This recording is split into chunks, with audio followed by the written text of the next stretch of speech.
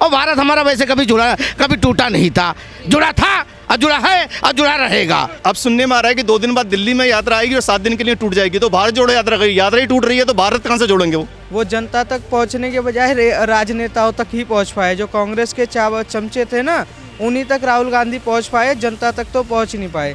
कांग्रेस की ही पार्टी में, कांग्रेस ये भारत जोड़ो यात्रा में मोदी के नारे लग रहे हैं। 24 पार्टियों ने गठजोड़ कर लिया, आज तक कोई टक्कर देने वाला तो पैदा नहीं हुआ।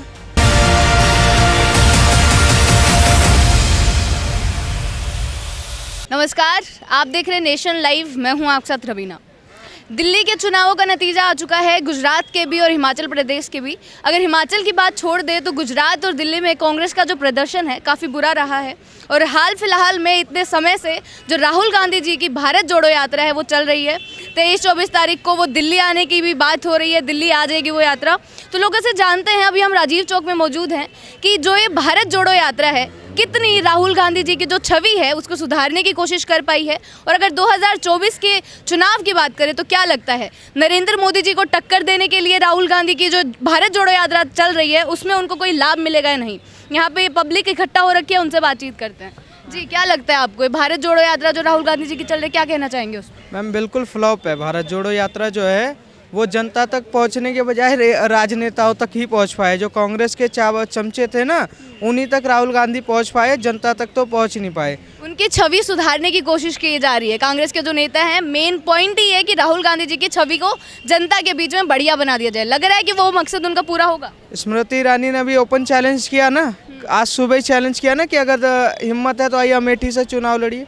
पर हैरानी की बात है कि राहुल गांधी नहीं जाएंगे। आप यहीं से डिसाइड होता है कि राहुल गांधी की छवि सुधरी है या और बिगड़ी है। और मैं बता दूं 2024 में नरेंद्र मोदी के अलावा और कोई है नहीं। अगर ये सारे मिल भी जाते हैं ना, आसपास के भी ले लें, दूसरे देश के भी ले आए ना, तो भी नरेंद्र मोदी ही 2024 में आएंगे। आपको क्यों लग रहा है, क्या ऐसे मुद्दे हैं, क्या ऐसे पॉइंट्स हैं जो आपको ऐसा लग रहा है कि अगले जो प्राइम मिनिस्टर होंगे, जो प्रधानमंत्री होंगे, वो नरेंद्र मोदी जी ही होंगे? मैम आज आप सीपी में खड़े हो ना, 2014 से पहले यही माइक लगता था।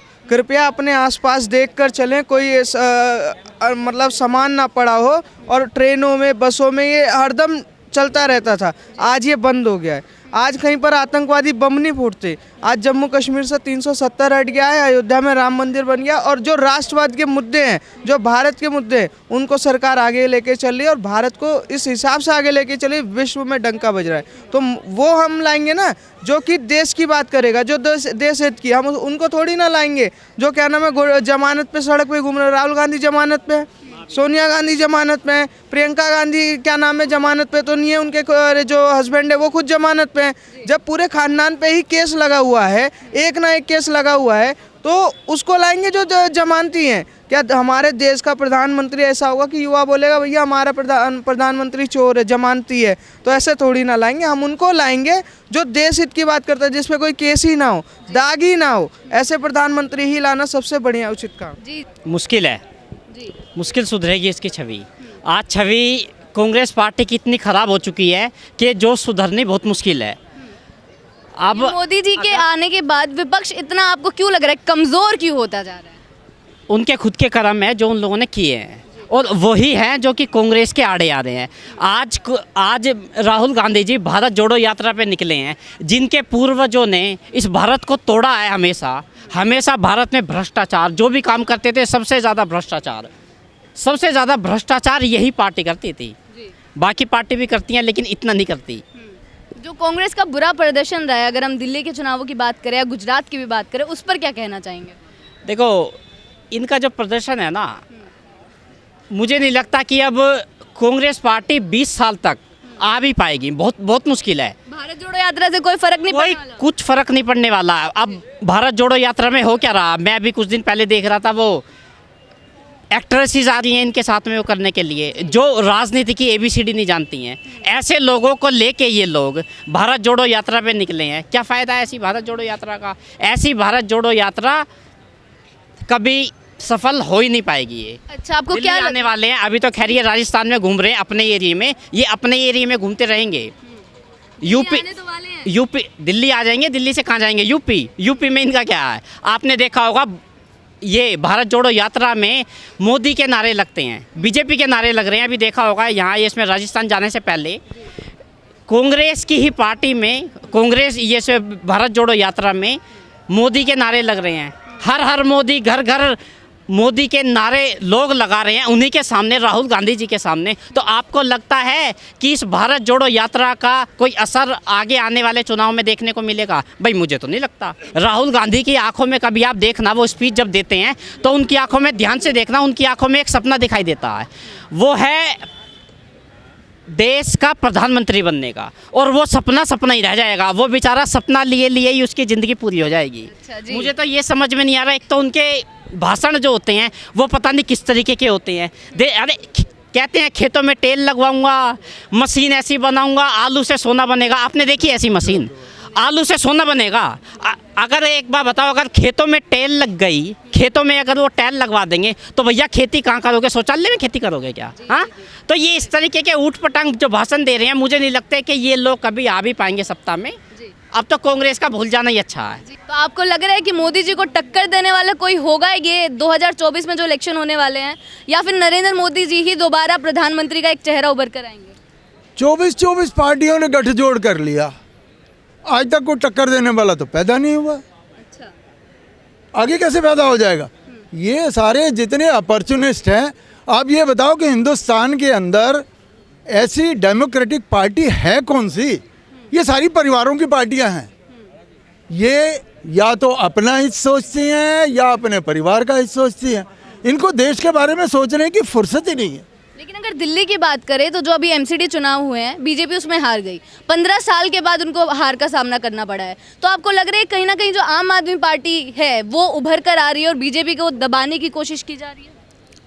बीजेपी, आप तो कह रहे हैं हार गई, जिसमें 8 एमएलए सिर्फ जीते थे और आज बराबर की टक्कर दे रही है आम आदमी पार्टी को, तो वो हारी कैसे? वो हारी थोड़ी है, वो तो आगे बढ़ी है। और लोगों को समझ आ गया है, कि ये चोर चोर मौसेरे भाई हैं। इसकी बात कर रहे हैं केजरीवाल भी उसमें है। अच्छा। जो आप ये बताओ कि कितने करप्शन वाले और क्रिमिनल इनके नेता हैं या जो मिनिस्टर्स हैं वो जेल में गए हैं। कितने साल इन्होंने काम किया है? 6-7 साल से ही तो है ये पार्टी, परंतु 6-7 साल के अंदर इनके 7-8 लोग तो जेल में गए हैं। तो ये ईमानदारी का काहे का ढोंग कर रहे हैं? ये ईमानदार हैं क्या? है ही नहीं। और आज तक ये बताओ कि कभी कांग्रेस ने भारत जोड़ा? सन 47 में इन्होंने तोड़ा, कश्मीर को इन्होंने नहीं बचाया 1951 में, 1962 के युद्ध में ये हारे, 1984 में इन्होंने कत्लेआम करवाए, 1991 में इनके होते हुए कश्मीर से हिंदू देश के दूसरे हिस्सों में आए। और नॉर्थ ईस्ट का तो पता ही नहीं है, वो तो भारत का हिस्सा लगता ही नहीं था। अब कम से कम ये लगता तो है नॉर्थ ईस्ट हमारा है। जो लोग रोज डोकलाम और शहीद हो रहे हैं और ये कर रहे हैं, अरे नेहरू ने 15,000 वर्ग किलोमीटर ज़मीन चाइना को 1962 के युद्ध के बाद दान दे दी थी।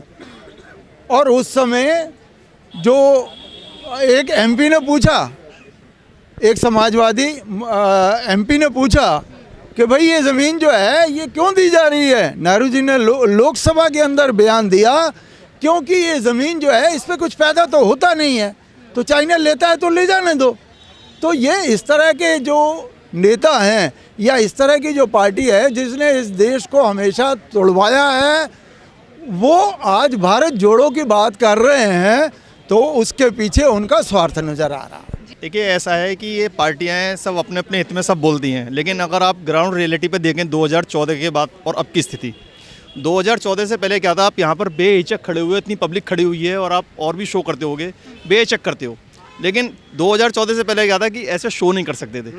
उसमें ऐसा लगता था यहाँ बम नहीं फट जाए, वहाँ बम फट जाए। बम नाम की कोई चीज़ 2014 के बाद में नहीं है, किसी की हिम्मत नहीं है कि यहाँ पर बम विस्फोट कर सके। अदरवाइज़ दिल्ली के इसी इलाके में जहाँ हम खड़े हैं, यहाँ पर कोई साल या कोई 6 महीने ऐसे नहीं जाते होंगे जो बम नहीं हो। तो सबसे पहले हमारी सिक्योरिटी, तो पहले तो हमारी जो पब्लिक है, जो डोमेस्टिक है हम लोग, उनकी सिक्योरिटी। दूसरी है हमारी सीमा सुरक्षा।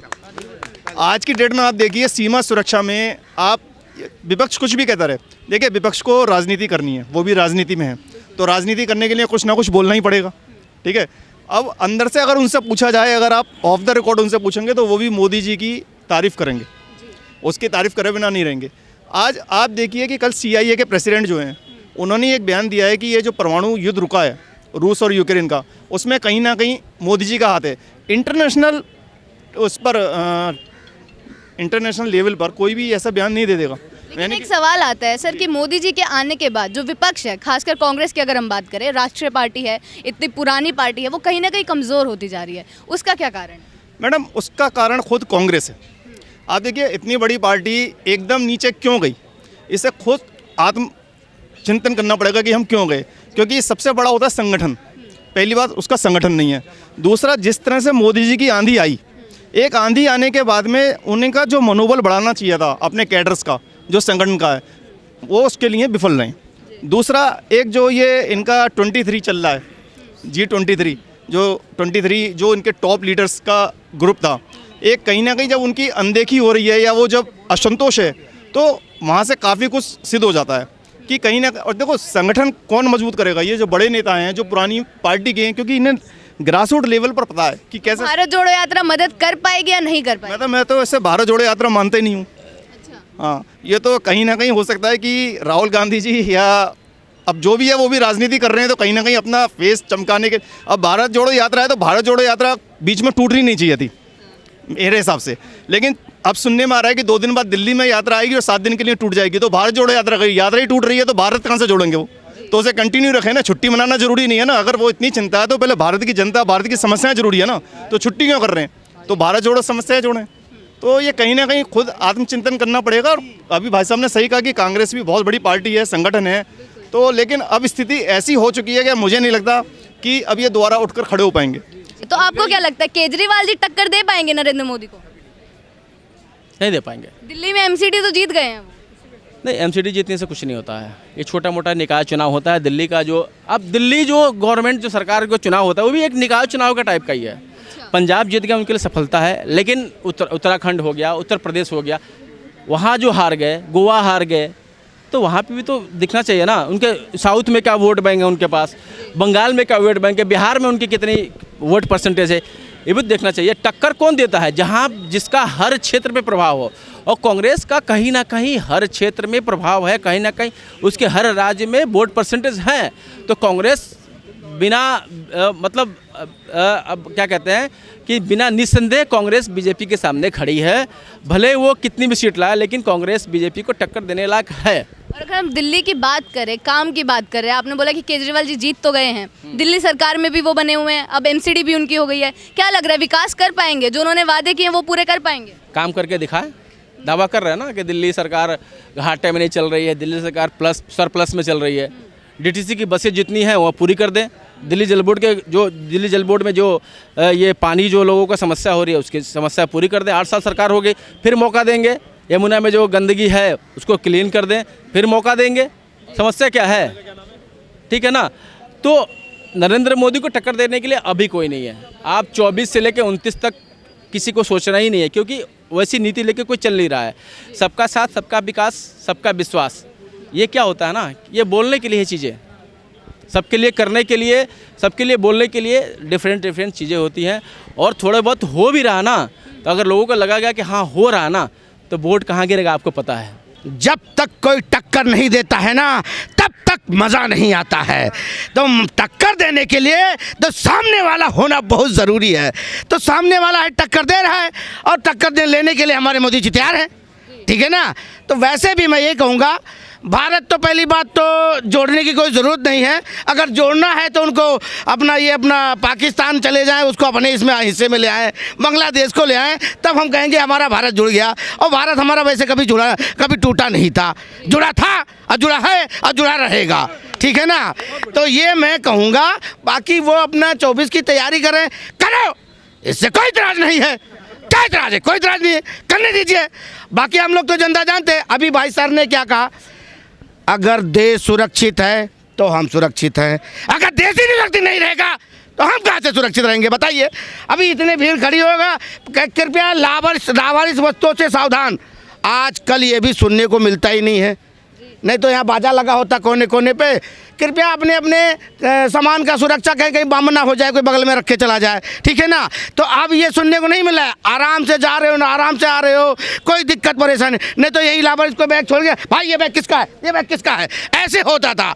अब तो होता ही नहीं है, कहते हैं खोल लो पहले देखो है क्या इसमें। नहीं तो पहले डर लगता था, खोलने से पहले पुलिस बुलाओ, पहले पुलिस बुलाओ, उसके बाद इसको बैग को खोलना। अब खोला तो देखा कुछ भी नहीं यार, तो ऐसे कोई भूल गया होगा।